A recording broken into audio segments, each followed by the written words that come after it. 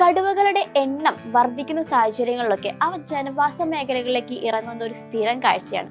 ഈ കടുവകളുടെ ആക്രമണത്തിൽ നാൽക്കാലികൾക്കും മനുഷ്യർക്കും ഉൾപ്പെടെ ജീവൻ നഷ്ടപ്പെട്ട സംഭവങ്ങളും നമ്മൾ ഇടയ്ക്കിടയ്ക്ക് കേൾക്കാറുണ്ട്. ഇത്തരം സാഹചര്യത്തിൽ ജനജീവിതം സംരക്ഷിക്കുക എന്ന ലക്ഷ്യത്തോടെ പുതിയൊരു പദ്ധതി നടപ്പാക്കിയിരിക്കുകയാണ് മഹാരാഷ്ട്ര സർക്കാർ. ഇവിടെയും താരം നമ്മുടെ AI തന്നെയാണ്, ആർട്ടിഫിഷ്യൽ ഇന്റലിജൻസ്. AI കടുവകളുടെ ചലനം മനസ്സിലാക്കി അത് ലൗഡ് സ്പീക്കറിലൂടെ ജനങ്ങൾക്ക് മുന്നറിയിപ്പ് നൽകും. ഇത്തരത്തിലുള്ള സംവിധാനങ്ങൾ മഹാരാഷ്ട്രയിലെ തഡോബ അന്താരി ടൈഗർ റിസർവിലെ 20ഓളം ഗ്രാമങ്ങളിലാണ് സ്ഥാപിച്ചിരിക്കുന്നത്. മനുഷ്യരും മൃഗങ്ങളുമായുള്ള സംഘർഷം ഒഴിവാക്കുകയാണ് ഇതിലൂടെ ഉദ്ദേശിക്കുന്നത്.